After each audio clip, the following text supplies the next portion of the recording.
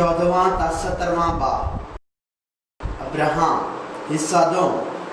जब अब्राहम को खुदा ने पुकारा तो उसने बाबिल के अमीर खित्ते मेसोपोटामिया और ऊर जो दुनिया की शान और शौकत और दुनिया से भरा हुआ एक खित्ता था को छोड़ दिया, लेकिन वो हारान ही में रहा। अब्राहम जिसने अपना मुल्क छोड़ा लेकिन अपने बाप को न छोड़ सका, आखिरकार उसने अपने बाप से इनकार किया और हारान को छोड़ा। एक परदेसी की हैसियत से उस राह पर चला गया जिसे जानता न था कि कहाँ जाना है। अहले ईमान का सफ़र कुछ यूँ है। बाइबल बयान करती है ये सब ईमान की हालत में मरे और वादा की हुई चीज़ें ना पाई, मगर दूर ही से उन्हें देखकर खुश हुए और इकरार किया कि हम ज़मीन पर परदेसी और मुसाफिर हैं। जो ऐसी बातें कहते हैं वो ये जाहिर करते हैं कि अपने वतन की तलाश में हैं। अब्राहम आखिरकार कनान में दाखिल हुआ और खुदा की तरफ से किया गया वादा, मैं तुम्हें और तुम्हारी औलाद को ये मुल्क दूंगा, पाया। अब्राहम ने अपना मुल्क और बाप भी छोड़ दिया, लेकिन अपने भतीजे को साथ जाने की इजाज़त दी। मिस्र में खौफनाक रूहानी नाकामी का सामना करने के बाद ही वो आखिरकार लूत को भी छोड़ देता है और एक कदम खुदा के करीब आता है। ताहम अगरचा अब्राहम खुदा के फर्जंद के तौर पर बुलाया गया, इसके बाद भी गुनहगार की हैसियत से ज़िंदगी मौजूद है। बदतदरीज खुदा के बारे में ज़्यादा से ज़्यादा जानते हुए वो अपनी ज़िंदगी में आने वाले उतार चढ़ाव का तजर्बा करेगा।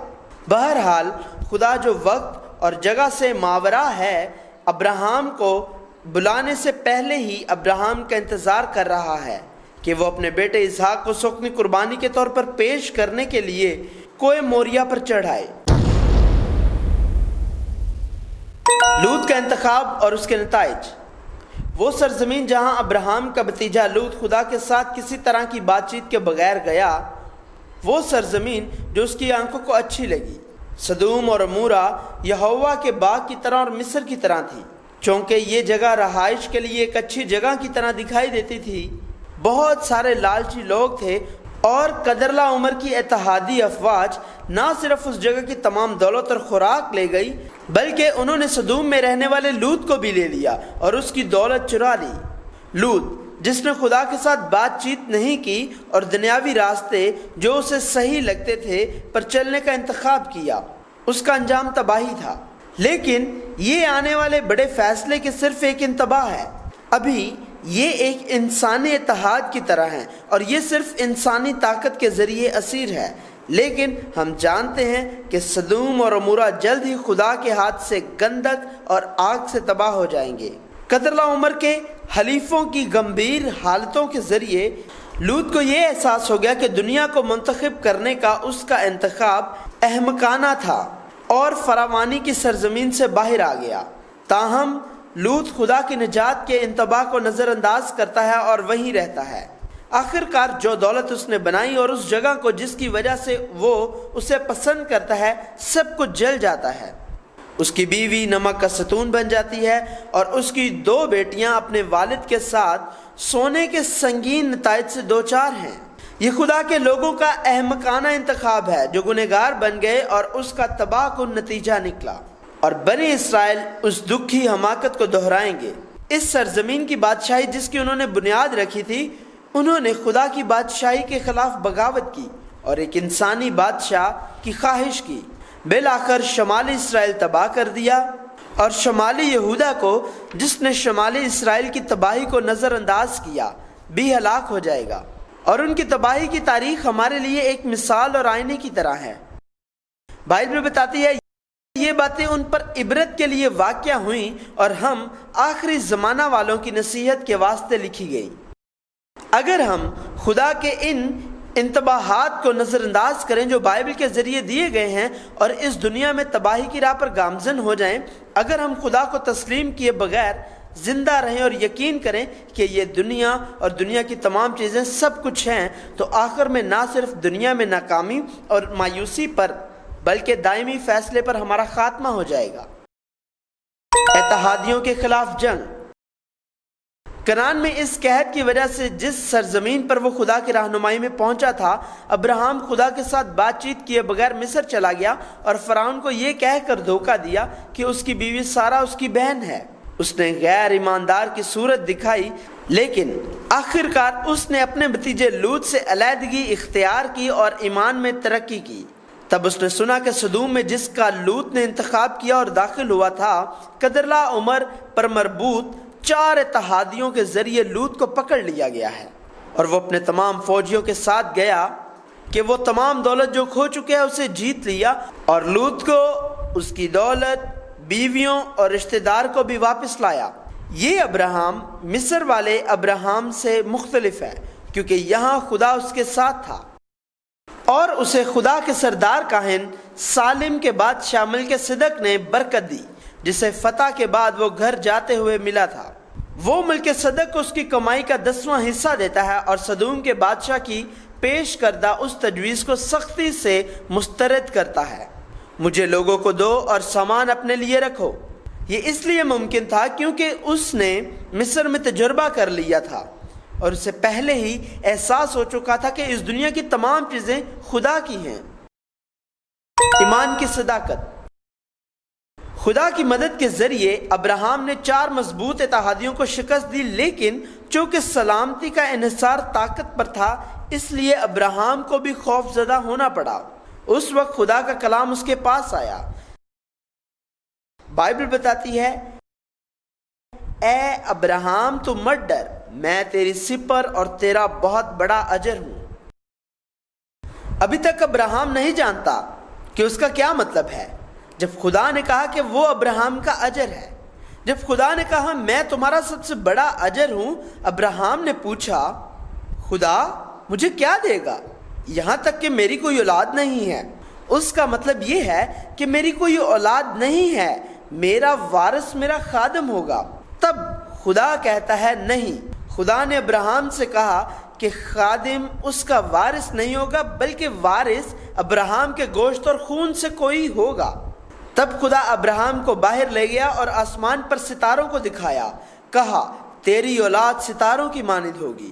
اگرچہ اس کا ایمان پختہ ہو چکا تھا، تب بھی یہ کمزور تھا، لیکن بائبل کہتی ہے کہ ابراہیم نے خداوند پر یقین کیا اور اس نے اس کی راست بازی کے طور پر شمار کیا۔ یہ کتنا مضحکہ خیز ہے۔ ایک جس نے وعدہ کیا، اس بات کی کوئی سمجھ نہیں آتی، اور ابراہیم جو وعدہ پر یقین کرتا ہے، اس کی بھی کوئی سمجھ نہیں آتی ہے۔ یہی ہے فضل سے ایمان۔ یہ فضل ہے کہ جس چیز کا کوئی معنی نہیں ہے، اس پر یقین کرنے کے قابل ہونا۔ یہ اعتقاد ہے، حالانکہ ہم اس عقیدے پر قائم نہیں رہ سکتے۔ اس اعتراف اعتقاد کے بعد بھی ابراہیم کئی بار گرے گا، تاہم اس وقت کے قریب ابراہیم اپنا اعلان ایمان کرتا ہے۔ یہ خدا کے لوگوں کو بنانے کے لیے خدا کا عمل ہے۔ وہ وعدے دیتا ہے، فضل کے ذریعے ان کو ایمان کے ساتھ قبول کرتا ہے، بار بار اتاؤ اور چڑھاؤ کے عمل کو دہراتا، ان کے ایمان کو مضبوط کرتا ہے۔ وہ لوگوں کو طاقت سے نہیں بلکہ شفقت سے پختہ کرتا ہے۔ ایمان کی راست بازی اس فضل کے ذریعے ایمان کے ساتھ زندگی گزارنے والا اب بائبل کا ایک اہم تناظر بن جائے گا۔ مشعل کا عہد۔ خدا کے عہد کے بارے میں ابراہیم کے اعتقاد کے اعتراف کے بعد خدا نے پھر کہا، میں خداوند ہوں جو تجھے یہ ملک تیری ملکیت کے طور پر دینے کے لیے تجھے کسدیوں کے اور سے نکال لایا ہوں۔ اس کا مطلب یہ ہے کہ خدا ہی نے اسے بچایا تھا۔ آئندہ بھی یہ اسرائیلیوں سے دہرایا جائے گا۔ پھر ابراہیم تصدیق چاہتا تھا، لہٰذا خدا ابراہیم کے ساتھ عہد کے اختتام کے ساتھ آگے بڑھتا ہے۔ اس وقت عہد کو ختم کرنے کا طریقہ یہ تھا کہ کسی جانور کے جسم کو آدھے حصے میں کاٹ لیا جائے اور دونوں فریق اس میں سے ہاتھوں کو پکڑ کر چل رہے ہیں۔ یہ خون کا عہد تھا۔ مطلب یہ ہے کہ اگر فریقین میں سے کوئی بھی عہد نامے کو قائم رکھنے میں کالعدم رہا یا ناکام ہو گیا تو قصوروار کا جسم بھی جانوروں کے جسم کی طرح تقسیم ہو جاتا ہے۔ خدا نے عہد کے فرمان کے لیے ابراہیم کو تیار کیا اور پھر اس سے عہد کیا۔ عہد حیران کن طور پر ابراہیم کی اولاد کا عہد اور سینکڑوں سالوں کا ایک قصہ ہے۔ عہد کے مندرجات کچھ یوں ہیں۔ پہلا، عہد ضرور رکھا جائے گا، خدا کی مرضی ہمیشہ پوری ہوتی رہے گی۔ دوسرا، ابراہیم کی اولاد غیر قوموں میں اجنبی اور مہمان بن جائے گی۔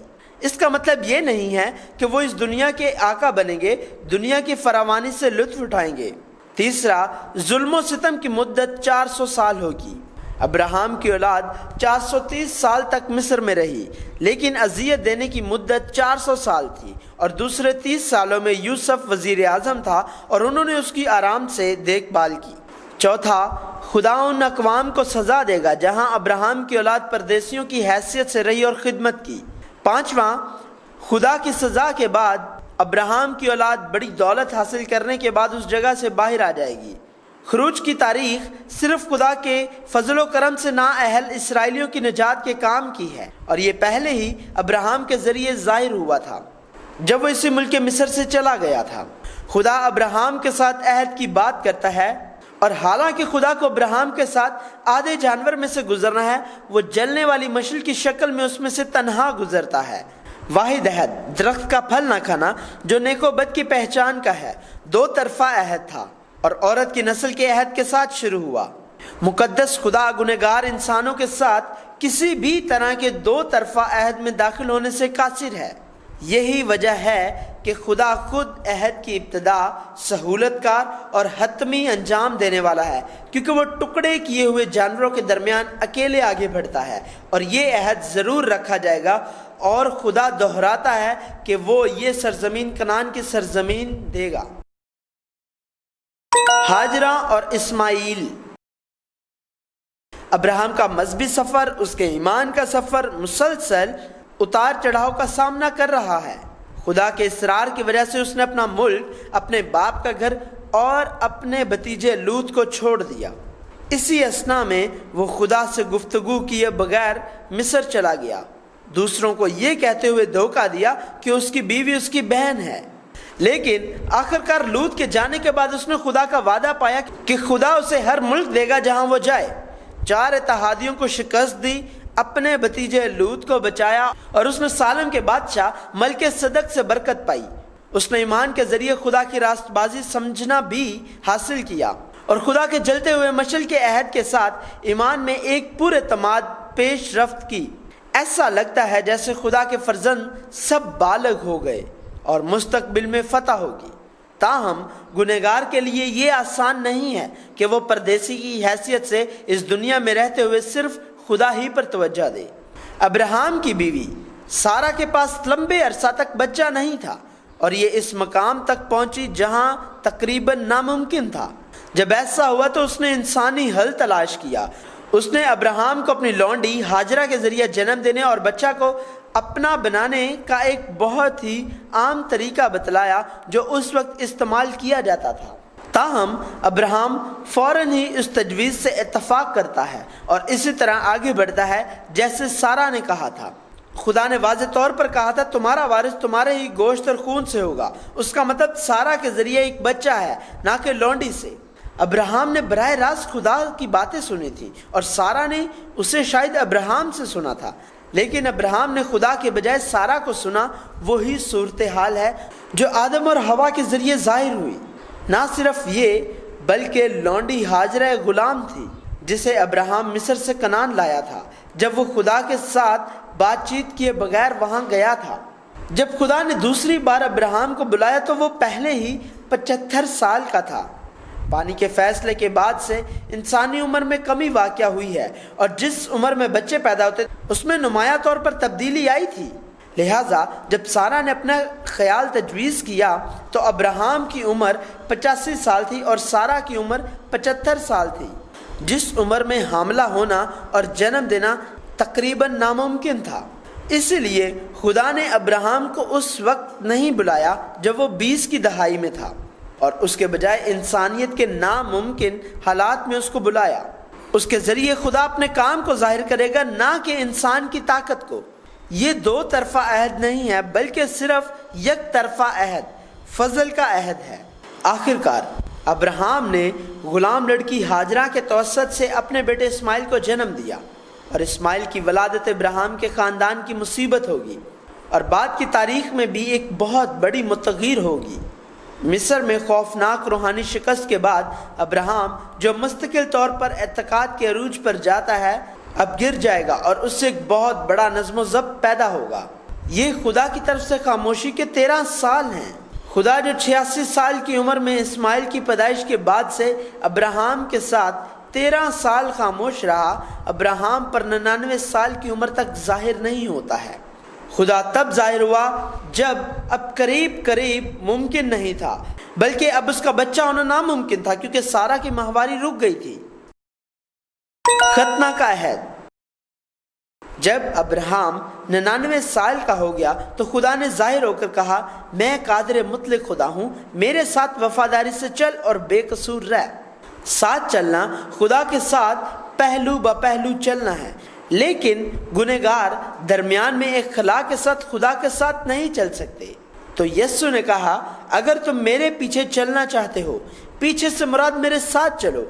دوسرے لفظوں میں مضمون خدا ہے اور وہ یک طرفہ عہد، فضل کا عہد برقرار رکھے گا، اور ہمارے پاس اس کی حمایت یا اس میں اضافہ کرنے کے لیے کچھ نہیں ہوگا۔ تاہم وہ خدا جو ابراہیم کی بڑی غلطی کے بعد ظاہر ہوا، یہاں کہتا ہے، میرے ساتھ وفاداری سے چل اور بے قصور رہ۔ یہاں سامنے کا معنی ایک ایسے بچے کی طرح ہے جو صرف سامنے چل رہا ہے اور بچے کو بچانے کے لیے پیچھے سے دونوں ہاتھوں سے تھاما ہوا ہے۔ یہ تکرار یک طرفہ عہد اور فضل کے عہد سے الگ ہے۔ اس کا مطلب یہ ہے کہ ابراہیم کا میسوپوٹامیہ کی زرخیز اور بھرپور زمین کو چھوڑ کر اپنے باپ اور بھتیجے کا انکار کرنا اور اتحادیوں کو شکست دینا اس کی اپنی راست بازی سے نہیں تھا۔ یہ ابراہیم کے لیے فضل اور خدا کا ہاتھ تھا جس نے ابراہیم کی حفاظت کی۔ یہ نوح اور خدا کی سرگرمی کے ذریعے نازل کردہ راست بازی ہے جو موسیٰ اور داؤد کے وسیلے جاری رہے گی۔ نیز چونکہ ابراہیم نے جو بڑی غلطی کی تھی اور اس کے نتیجے میں اس کو ملنے والی عظیم سزا کی وجہ سے خدا ابراہیم کو بتا رہا ہے اس کے سامنے بے قصور ہونا ناممکن ہے، لہٰذا ابراہیم جتنا زیادہ اعتراف اور قبول کرتا ہے کہ وہ ایک ناممکن وجود ہے، خدا اتنا ظاہر کرتا ہے کہ وہ زیادہ کامل بنے۔ قدیم عہد نامہ کی تاریخ کا یہ واقعہ ہے کمزور طاقتور ہے، جو پولس رسول کے ایمان کا بنیادی مرکز ہے۔ اس طرح بائبل ہمیں بتاتی رہتی ہے کہ ہم خود سے انکار کرتے رہیں اور خدا کو تھامیں۔ ہماری کمزوری اور ناممکنات کو قبول کرنا ایمان کی حقیقی فتح ہے۔ بعد میں خدا ابراہیم کو دوبارہ عہد دیتا ہے، اور عہد خدا اور ابراہیم کے درمیان اور ابراہیم کے ساتھ اکٹھا ہوگا۔ دوسرے لفظوں میں خدا ابراہیم کے عمل کو اس کے عمل پر منحصر نہیں دیکھے گا، لیکن کامل خدا صرف عہد کو دیکھے گا اور اپنی مرضی پوری کرے گا۔ جب خدا نے ابراہیم کو دیکھا تو وہ عہد کے ذریعے اسے دیکھے گا، اور وہ ابراہیم کو عہد کے ساتھ دیکھے گا، اور عہد ابراہیم پر نہیں رکے گا بلکہ اس کی اولاد کے ساتھ ہمیشہ قائم رہے گا۔ اب خدا نے ابراہیم کا نام اس کے پرانے نام ابرام سے ابراہیم میں تبدیل کر دیا۔ خدا نے ابراہیم کا نام اس کی قابلیت کی وجہ سے یا اس وجہ سے کہ اس نے کچھ اچھا کیا تبدیل نہیں کیا، بلکہ خدا کے فضل سے اسے تبدیل کر دیا گیا۔ تب خدا نے ابراہیم کو پھر بتایا کہ کنعان کی سرزمین وہ سرزمین ہے جسے خدا نے ابراہیم اور اس کی اولاد کے لیے تیار کیا ہے، اور خدا نے کہا کہ وہ عہد کے نشان کے طور پر ختنہ کو استعمال کریں گے۔ ختنہ تھوڑی دیر کے لیے تکلیف دہ عمل ہے، لیکن یہ کسی شخص کی راست بازی یا اچھائی نہیں ہے جو خدا کے کاموں میں شامل ہوتا ہے۔ خدا صرف عمل قبول کر رہا ہے، یہ فضل ہے، لیکن اسرائیلیوں کی وجہ سے فضل کو باقاعدہ طور پر تبدیل کر دیا گیا۔ خدا نے دل کے ختنہ کی بات کی، اور ختنہ میں غیر قومیں بھی شامل ہیں، جسے غیر قوموں کو انجیل سے آگاہ کرنا ہے جو اس کی پیروی کریں گے۔ خدا دوبارہ تصدیق کرتا ہے جس نے نہ صرف ابراہیم کا نام ہی بدلا بلکہ سارہ کا نام بھی۔ خدا نے اس نوزائیدہ بیٹے کا نام دیا ہے جو سارہ سے ہوگا، اور اس نے دہرایا کہ وہ اپنے عہد کو اس بچے سے برقرار رکھے گا، نہ کہ اس بیٹے کے ساتھ جو اس غلام لڑکی ہاجرہ سے پیدا ہوا تھا۔ یہ خدا کی سرگرمی ہے جو خدا نے نامکمل ابراہیم کے ذریعے حاصل کی۔ خدا کی سرگرمی کی کہانی خدا کے فضل کے عہد کے ذریعے جو ابراہیم کے ایمان کے سفر میں اتار چڑھاؤ کے دوران بار بار اسے دینے سے ابراہیم کی رہنمائی کرتی ہے ہمیشہ جاری رہے گی۔